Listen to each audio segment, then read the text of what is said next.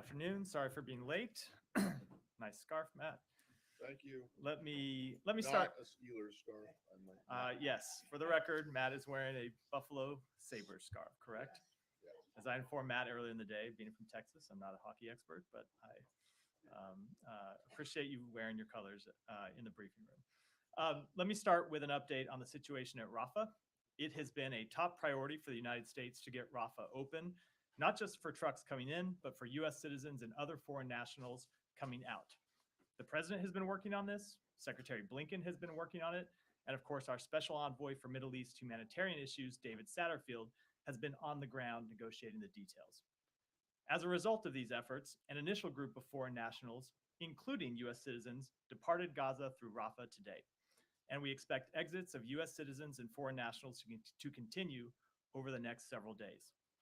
We want to make sure we can get U.S. citizens and their family members out as safely as possible. In the past 24 hours, we have informed U.S. citizens and their family members with whom we are in contact that they will be assigned specific departure dates. We have asked them to continue to monitor their email regularly over the next 24 to 72 hours for specific instructions about how to exit. The U.S. Embassy in Cairo is standing by to provide assistance to U.S. citizens as they enter Egypt. The situation remains extremely fluid, but this has been an important breakthrough, and we will keep working on it to ensure that all of the U.S. citizens who wish to depart safely from Gaza can do so. Turning to humanitarian assistance. As a result of our efforts to accelerate the delivery of international humanitarian aid, 59 trucks entered Gaza through the Rafah crossing yesterday, representing the highest number of trucks in a single day to enter Gaza since the humanitarian corridor began on October 21st, and bringing the total number through yesterday to 217.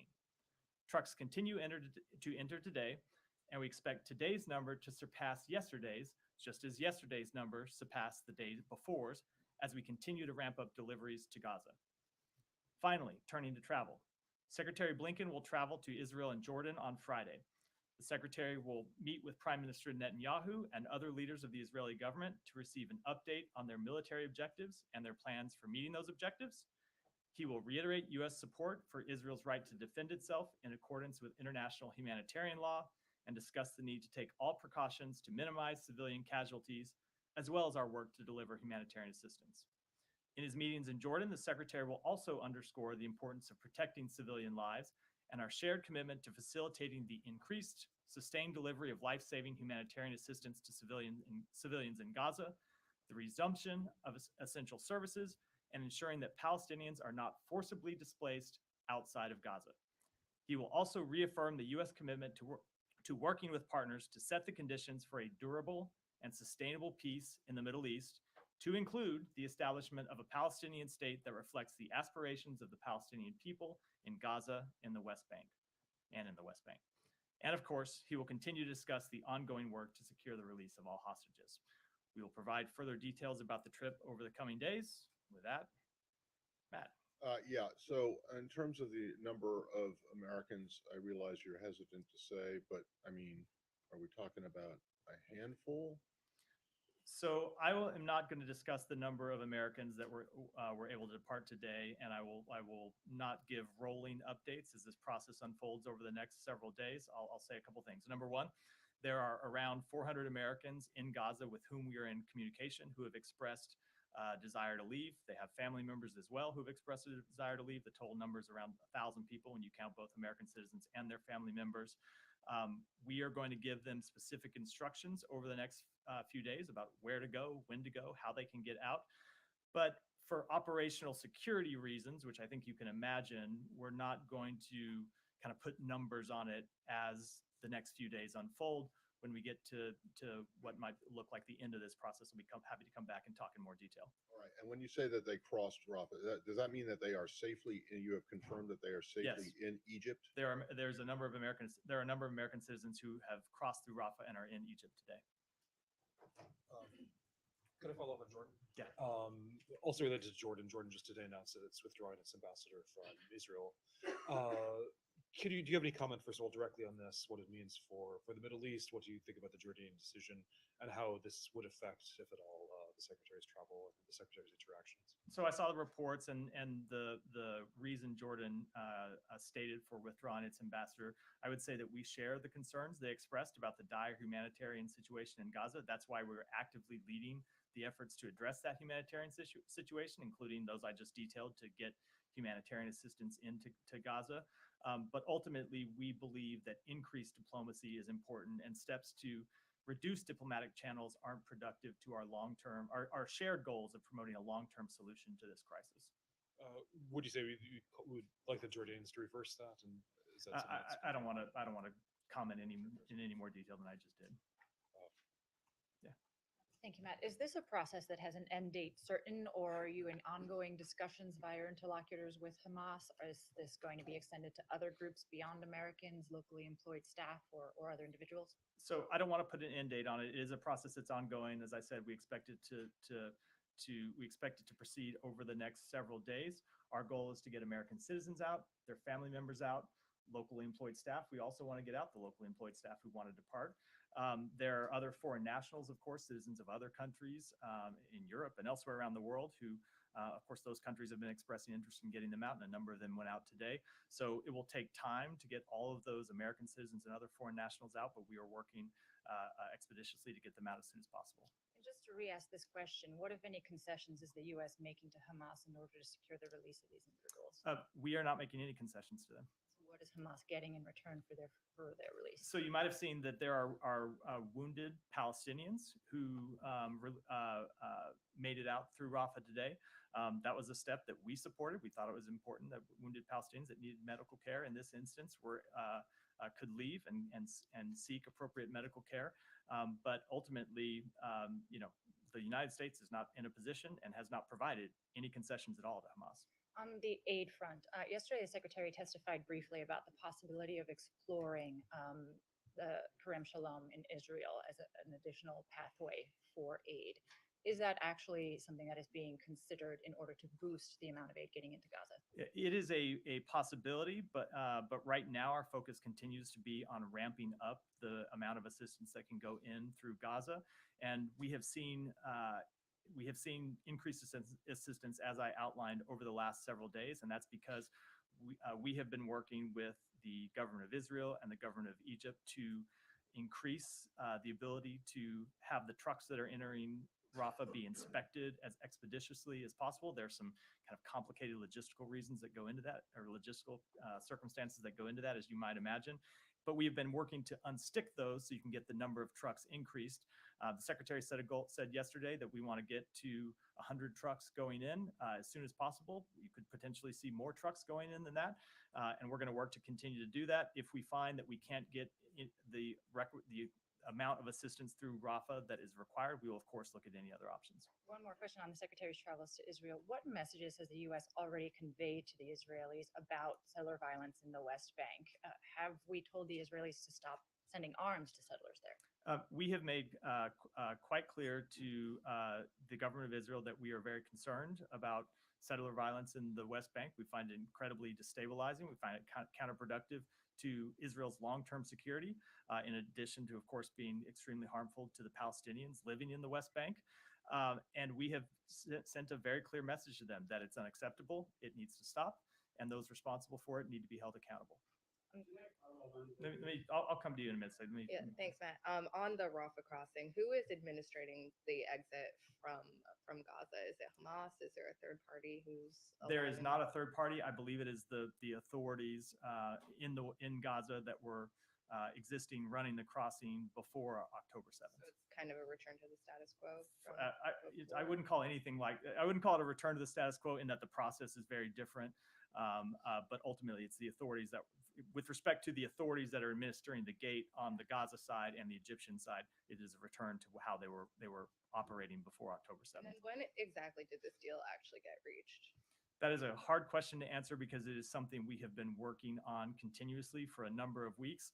There have been a number of false starts along the way. There have been times when we thought we were going to be able to get American citizens out, and ultimately those efforts fell through. It's been extremely complicated when you think of the number of partners we're dealing with here. But ultimately, we got to the point where we were able to feel confident that we could get American citizens out really in the past 24 hours. I will tell you, I came out yesterday to the briefing and talked a little bit about what we expected to happen without being able to give any details. And it was just in the last hour before I came out that I really felt comfortable even saying that. And then you said the U.S. supported allowing injured Palestinians to leave via Rafah. It's not that the U.S. is. We don't have any. No, but you said you supported You that support, move. yeah, Did correct. a party oppose that move? Not that I'm aware of, no. Go ahead. I'll come. Go. Matt, I have a couple of things. On Secretary's travel to Israel, can you say what is his primary objective? And one thing specifically, as the civilian death toll rises, is the United States going to push Israel more to show restraint? So his primary objectives are, as I outlined them in my opening comments. He wants to get an update from Israel on their military objectives and their plans for meeting those objectives. He wants to talk about ways that we can increase the flow of humanitarian assistance and get to the point where it's a sustained, continuous flow getting in every day that meets the needs of innocent civilians in Gaza. He wants to talk about preventing the conflict from spreading. He wants to talk about the ability to get hostages back. And as I said, he will talk directly with the Israeli government, as he has previously, as the president has previously, about our expectation that in conducting this military campaign, that they do so in full compliance with international humanitarian law and the laws of war. And we will be very direct about that. There's been back and forth in this briefing room about this, but given there was a big attack yesterday on the refugee camp, I have to ask again, what is the U.S. assessment so far in terms of whether Israel is following the rules of war? Again, I will say that I'm not able to offer an assessment on that strike, as I'm not able to offer assessment on other individual strikes. What I will say is that we will continue to discuss with them directly, as we will say publicly, that it is our expectation that in all of their activities, all of their military campaigns, that they comply with the laws of war. I mean, in terms of yesterday's attack, there are various commentators, some countries, international human rights lawyers, some of them are calling it war crimes. And we know that in this building, when you're making these kinds of legal determinations, there is a process for that. Has there been any thinking of starting such a process for Israel's actions in this war? It is not an assessment that we are making now. No. Thank you. Actually, follow up on both Olivia and Humaira. On Humaira's first. I mean, this area was struck today again. Now, why wouldn't you condemn the killing of dozens of civilians, like 300, maybe less, we don't know, to kill one person? Because that's what the Israeli spokesman said. He said we went after one militant. Why wouldn't you do that? So I will say that we are deeply saddened by the loss of civilian life. Whatever the number of lost civilians in this strike or any other strike, we are obviously troubled and deeply saddened by every loss of life. And that's true whether it be Palestinians, whether it be Israelis, and we will continue to make that clear, and we'll make it clear to the Israeli government. Right. Well, that's okay, but 21 years ago, Ari Fleischer came out and condemned a similar act. The George W. Bush administration condemned an act at the time where Israel killed one Hamas leader, Salah Shahadi, and killed 15 others, which is a lot less than what we have seen in the last couple of days. And they condemned it very strongly. So why wouldn't your administration do the same thing? So I'm not able to speak to whatever assessments an administration 20 years ago has made. I will say that we will continue to impress directly upon our Israeli counterparts the need to minimize civilian harm in all of their military activities. All right. To follow up on Olivia on what the secretary said yesterday about they're looking beyond what comes next after Hamas is completely destroyed and so on. What kind of system you would have in place in Gaza, and he suggested that you are in talks with a group of governments. Would that include all the Arab governments? Would that include Israel and Saudi Arabia or Egypt and Jordan? Who does that include? So I don't want to get into any details. As the secretary said, we have begun to have initial conversations about it. I do want to make one thing clear, which is the future of Palestinian leadership is ultimately a question for the Palestinian people. We have been thinking through and discussing with our partners in the region different post-conflict scenarios, but I'm not able to get into any of those sort of details at this point. So let me just, my last question on the internet. The internet and communications have been cut again. Do you have any comment on that? Because you urged the Israelis last weekend to, to have connectivity again. So are you urging them today to do the same thing? The internet was cut. It was restored. I will say that we Yes, have it made was. clear that Good. we think internet access is important. I just started this briefing by noting that we are going to send emails to American citizens about how to get out of Gaza. We think it's important, obviously, that they be able to have access to those emails. So at times, Israel may need to take operational steps that they have judged they need to take, but I will say as a general principle, it is the position of the U.S. government that internet access needs to remain viable for the people of Gaza. I'd like to follow up on Tamara's question earlier when she asked you about, whether there was any discussion in the legal the legal bureau about, what Israel is doing and whether it's and whether it complies with the rules of war. And you said no. So I'm just wondering why not? It's not an assessment that we have made at this point. You saw the secretary. I know, but she didn't ask if you had made an assessment. She asked if it was being discussed and considered. If there were people looking at this, let me say that to eventually make a determination. And it's now been, we're 3 weeks in basically into this. You have made similar determinations roughly in in that space of time. So I'm just wondering, you're saying that that's not even being discussed. No, let me be clear. I'm not going to get into internal discussions, internal deliberations at the State Department. I'll speak to the assessments that we have made. We have not made an assessment of war crimes in this situation. No, I should have been clear. We have not made any type of assessment at this time. As the Secretary made clear, there will be an opportunity for that. We're not in the position at this point to judge all the strikes. What we think is important is to continue to impress upon the Israeli government the importance of minimizing civilian harm. But you guys have made a determination. We had this discussion with Simon the other day about Russia and actually committing war crimes, where you made a legal determination. In this case, you're not even willing to say that that's something that's being talked about? I will say, in the case of Russia, we were able to assess with a very high degree of confidence that Russia was deliberately targeting civilians. I remember that it came after that assessment came after Bucha, when there were clear evidence of deliberate but in order killing to get killing to and that targeting civilians. It had to be considered by the lawyers. And what your response to Humera was, unless you're saying it was now wrong, or that you misspoke, that it's not even being discussed. It's not. People are not even looking at. What I'm saying is, I'm not going to get into internal discussions, internal deliberations. It is not an assessment that we have made, and as the Secretary has said, there will be time to make those judgments. Saeed, were you? I think you got. Were you done or? I'm done. Okay. See, a minute ago you were interrupting me. Now I come back for more, and you're not. Go ahead, Michelle. Go ahead. Will you have any response to the Houthis missiles after they joined the war?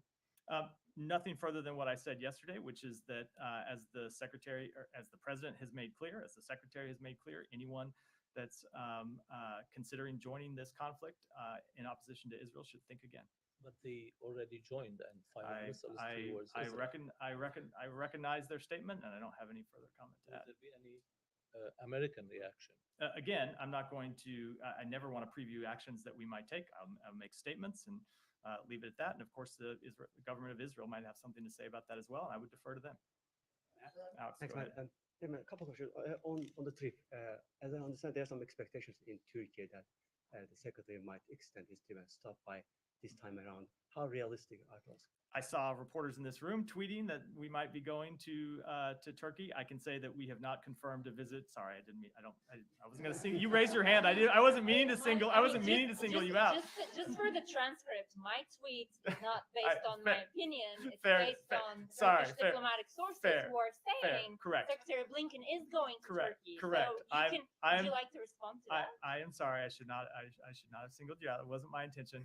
I am not able to confirm any additional travel at this point. Other than that, I announced at the top. We will make further announcements as they're available in the coming days. As you know, Councillor, Derek is headed to Turkey. Is there any relationship? Just someone was speaking over you. So any connection between Derek's trip and I'm sorry? Derek is headed to Turkey, the Councillor, to prepare Secretary's regional trip. Any connection between I just don't. I'm not going to make any announcements or speculation about travel before I'm. On Ukraine, if I may, the Secretary yesterday spoke with his Ukrainian colleague following the congressional hearing. Is there any concern on your end that Ukraine might become a victim of domestic politics?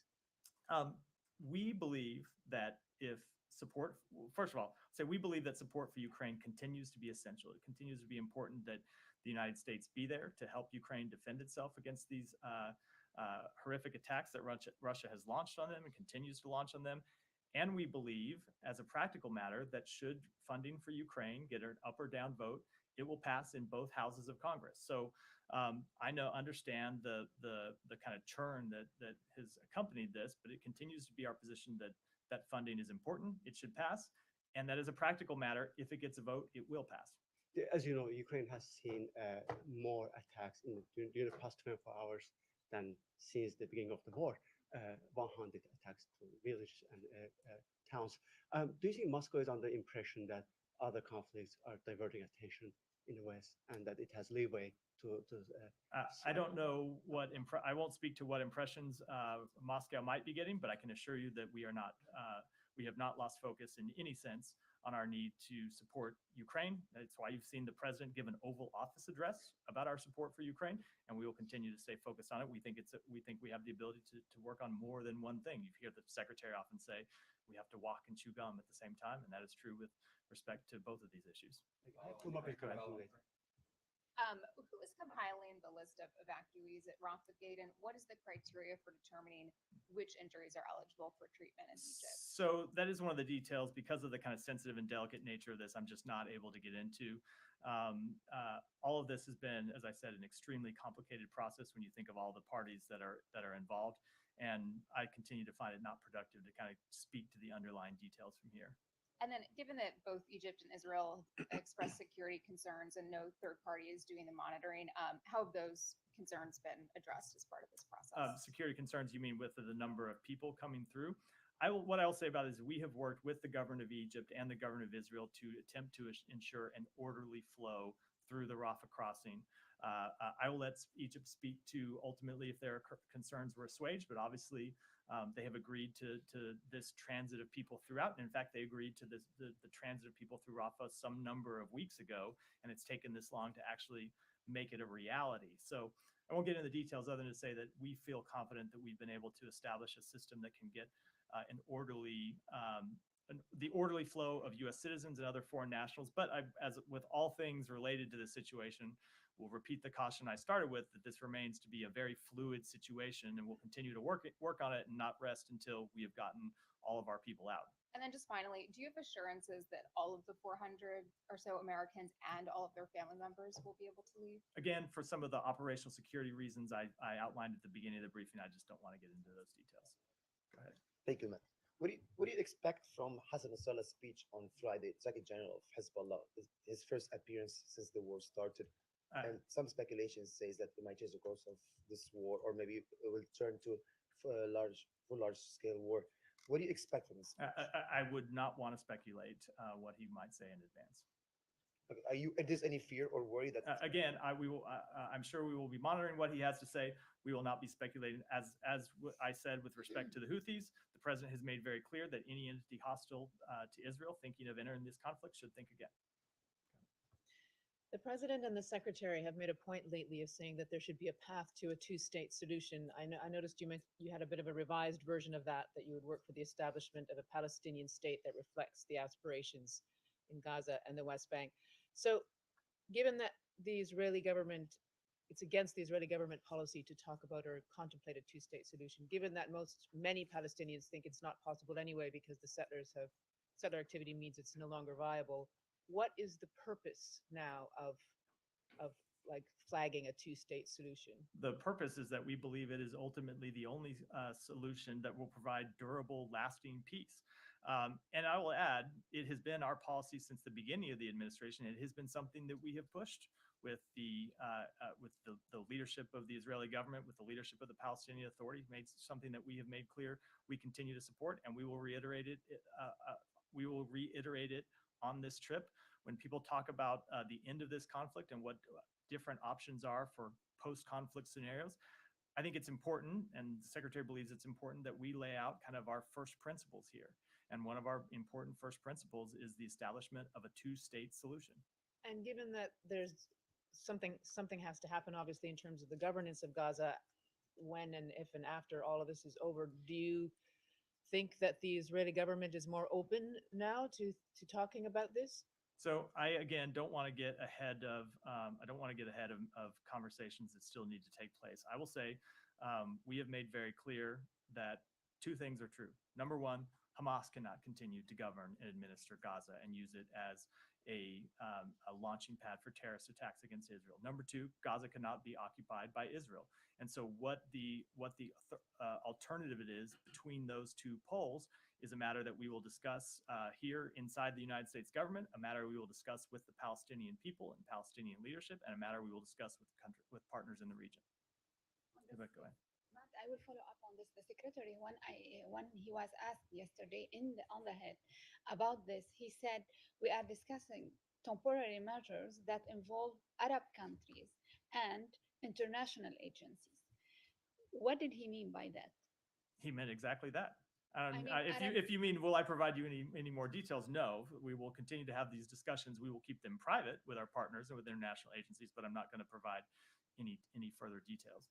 Okay, my second question is on the U.S. citizens and the foreign nationals who departed Gaza today. Yesterday, also the secretary has said that Hamas is impeding the departures of the American citizen, and you said you didn't make any concession.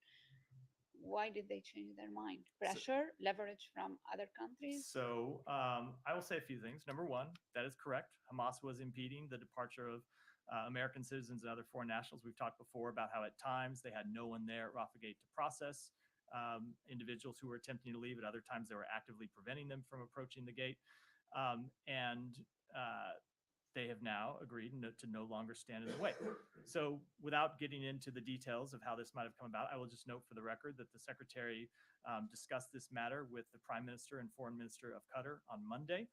We've discussed it with other leaders in the region. We've made clear that anyone in the region who can help bring any influence to bear with Hamas, that they do so.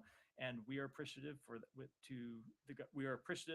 to the work the government of Qatar has done, as they have done with securing the release of hostages and with attempting to secure the release of additional hostages. And I think I'll leave it at that.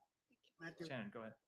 Thank you. On Americans leaving Rafah, can you say a little more clearly what's the rate limiting step on the pace of departures? Is it Hamas determining how many, or is it a security consideration? I don't, because of the security, the operational security concerns I said at the beginning, I just don't think it's useful for me to get into any of these details. What I will say is that if there's any American citizen in Gaza who has not yet registered with the State Department and they want to leave, they should register with the State Department as soon as possible. Those American citizens in Gaza who have already registered with the State Department, they should watch their email, and we will get them a time and specific instructions for how to leave. But as it pertains to the number and when, for a number of reasons, I don't think it's helpful for me to talk about that publicly. I'd be happy to do so at the end of the process, but while it's ongoing, I think it would be counterproductive. And on the family members, President Biden tweeted that he expected to see American citizens leave in the coming days. And of course, you said you're still working on the immediate family members of some 600. But is there an expectation that they'll be allowed to depart at the same pace, or is that on different tracks? Again, we are working to have all of these things happen together, to have American citizens and their family members move. It is always our policy to try and keep families together, and that's what we're trying to make happen. Go ahead. Matt, thank you. Thank you, Matt. What entity oversees humanitarian aid to Gaza and the UN agency UNRWA, which is controlled by Hamas? And I have a follow-up. So I would reject that interpretation of UNRWA. It is a United Nations agency that provides humanitarian assistance to innocent civilians in Gaza and the West Bank. Okay, the follow-up is, when the U.S. sends the funds to the UN agency UNRWA, who oversees the donations to make sure that the funds are not used for guns and munitions? So we have strict monitoring programs in place for all of our humanitarian assistance and all the assistance we provide. We look into this regularly. We inspect, we audit, we do everything possible to ensure that there is no diversion of funds or any of the humanitarian assistance that we provide to UNRWA or any of the other agencies and international relief organizations that are working in the area. Thank you, Matt. The foreign minister of Iran, having next to him the foreign minister of your ally Turkey, said that today, if an immediate ceasefire doesn't take place in Gaza, and the rapid attacks by U.S., he says by U.S. and Zionist regime continue, then the consequences will be harsh. I want your comment. So we have made very clear that we do not seek conflict with Iran. We do not want to see this conflict widen in any way. But as the secretary has made clear, we will defend U.S. interests and U.S. personnel in the region. We have already taken steps to do so. And as the Secretary of Defense made clear on the Hill yesterday, if we need to take additional steps, we'll do so at the time and place of our choosing. Also, I have a question. I see that the head of the Foreign Affairs Committee of Turkey, he said, according to the Reuters, that Turkey was in no hurry. Even US and NATO want a speedy vote by Turkey's parliament for the accession of Sweden. I mean, you said yesterday that you want ratification as soon as possible. So I haven't seen. He answered to you, I'm sure. Let me just. I haven't seen those specific comments, and I'm gonna stick with my typical practice of not reacting to comments unless I've seen the place and the context in which they were delivered. But I will say that we have made quite clear that we want to see Sweden's accession into NATO as soon as possible. The secretary has had a number of conversations with his counterpart, the foreign minister, about that exact thing, and we will continue to work to make it happen. Thank you, Matt. I'm going back to what the Iranian foreign minister said. He said that if the wars goes out of the control, then the US will be responsible for what will happen in the next. And also he said that there will be another surprise move by the resistance. Do you take any responsibility for that if the war gets out of the control? No, I would just say we have made clear in our public and our private messaging to Iran that it should not escalate or widen this conflict or take advantage of the current situation. We have said, as I just reiterated a moment ago, that if our troops are attacked, we would respond. We did just that. And if we are attacked again, we'll respond again. And I'll leave it there. And another question. Today, Harakat al-Nujaba, it's an Iranian-backed group in Iraq. They have 10,000 fighters. They announced a war against the US forces in Iraq. And the leader of that group said that no pause, no truce, and no retreat. We're going to fight the US. Do you think they are not taking your signal or your warning seriously because they don't see any action from the US? I don't think anyone should doubt our commitment to defending our forces. Go ahead. Thank you so much. Matt, I have two questions. I'll be very impactful. First, the 28th of October, Bangladesh Nationalist Party leadership, they bring American citizen to their office named Mian Arefi, claiming him to be the advisor of President Biden. And he also claimed on camera that daily he has 10 to 20 times text messaging with President Biden. But U.S. Embassy in Bangladesh disowned this claim of Mr. Arefi. My first question is that the fraudulent activities by BNP leaders defame image of U.S. government. Are you going to take any actions against Mr. Arefi and related people of BNP leadership? I do not have any comment on this individual's actions other than to reiterate what the U.S. Embassy says, which he does not represent the United States government. And my second question about that right now in Bangladesh, the international train between Bangladesh and India was attacked by the violent BNP violent activists. And Bangladeshi Prime Minister, whose government has tremendous success in overall development in Bangladesh and zero tolerance in extremist organization, fight against terrorism in Southeast Asia with close cooperation with the United States. And they are reassuring a free and fair election.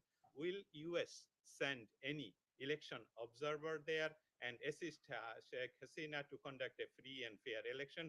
Will you call BNP, that Bangladesh Nationalist Party, to stop violence and participate to the upcoming general election? Thank you so much. So again, as I said yesterday, and as I said the day before, and I said it a number of times, the holding of free and fair elections is the responsibility of everyone, all political parties, voters, the government, security forces, civil society. The United States wants what the Bangladeshi people want for themselves, free, fair elections conducted in a peaceful manner. Thank you.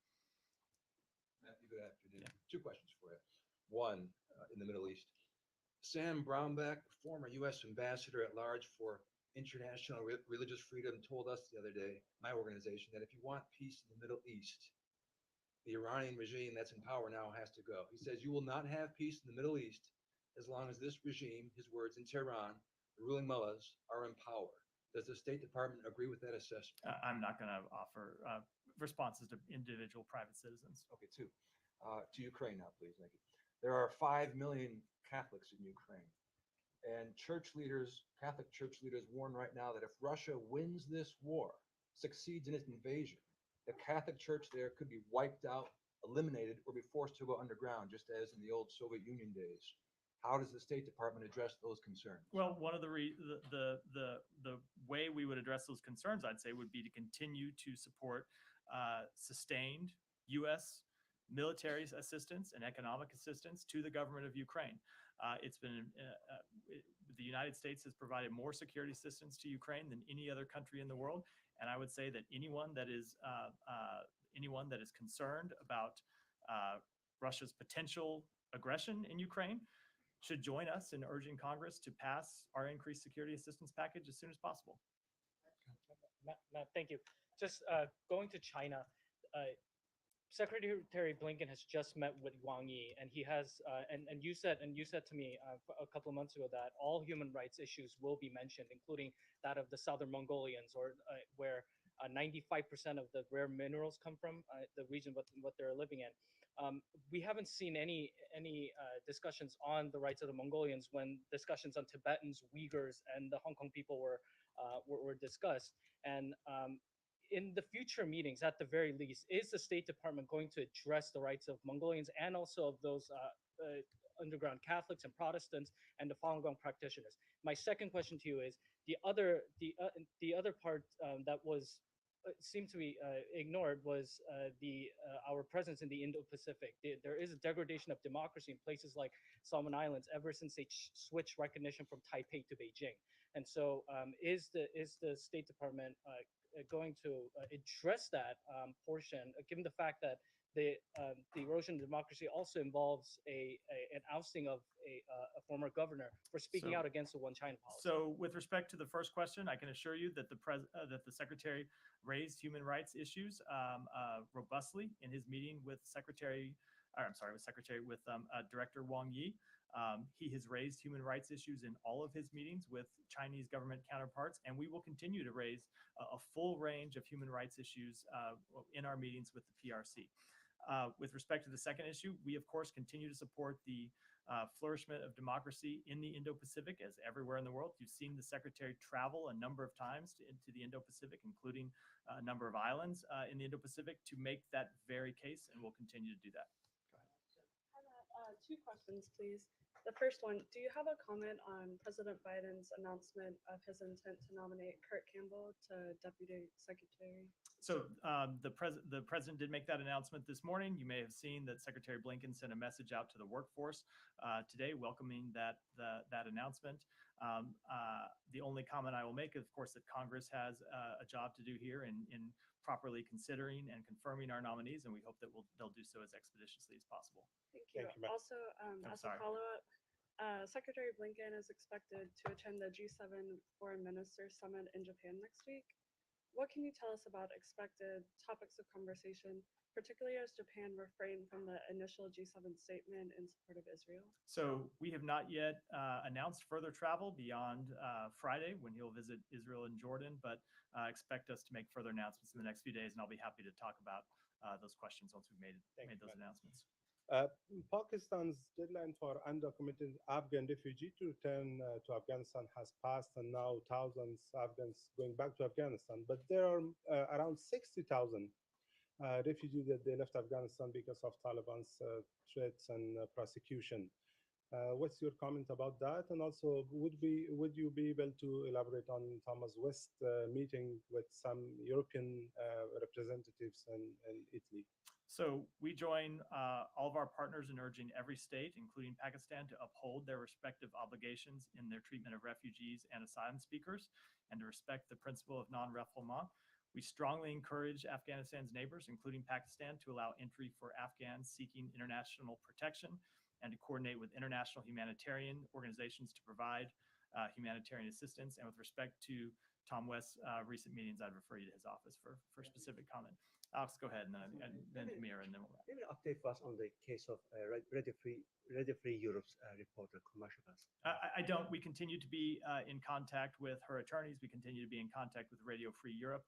We have not yet received formal notification of her arrest from the Russian government, though obviously we are aware that it has happened, and that's why we continue to seek consular access to her, and that also has not been granted. We would urge the Russian government to provide it as soon as possible. Yesterday, Russian court rejected her appeal to, release pre-trial detentions. Any reaction? I don't have any comment on that. Our focus is at this point securing consular assistance as we seek more information about the case. Mara, go ahead. Final question, if I may. Sorry. I apologize. On Wagner. Careful. Like I singled Humera out and got a much deserved smackdown earlier in the briefing. So reports that Wagner Group restarted, recruiting. Any concern on your end? Anything you have heard about? Sure. We always have concerns about Wagner Group's activities, whether they be in Ukraine or whether they be anywhere in Africa, which is why we've taken a number of actions to hold them accountable over the past. Mara, go ahead. Matt, just to close the loop on previous line of questioning and also Matt's line of questioning as well, is it fair to say that there is no active process in this building to make a legal determination about Israel's attacks and strikes in? I just never want to talk about internal deliberations. I will just say what I said before, which is the Secretary said there will be time to make those assessments, and those are not judgments that we have made at this point. Right. But I'm just asking about the intent or the plan, because Secretary did say there will be a time for that. I'm just wondering if that time is nearing or. I don't have any further information. Okay. Go ahead. Sorry. Sorry. One more thing on the hostages. Since the sort of bombardment intensified, there seems to be a bit of a stall in those negotiations. I mean, is that a fair characterization? What is the latest in Qatar? I really don't want to characterize those discussions one way or the other. That's been a rule I've applied to myself since October 7th, and you've seen the Secretary say the same thing when he's been out in front of the public. We continue to actively pursue their release. And I mean actively. It's something that people are working on in this building around the clock. We continue to discuss it with our partners in the region, but I never want to characterize the status or tenor of those discussions. It's just not productive to the release of the hostages. Olivia, go ahead and we'll I wrap just up. have one quick personnel question, which is now that he's been confirmed, when is Jack Lew expected to take up his post in Israel? So we're still working out some final details, but my expectation is that he will travel with us to the region when we leave Thursday and arrive Friday. With that, we'll wrap for today. Thanks, everyone. Thank you.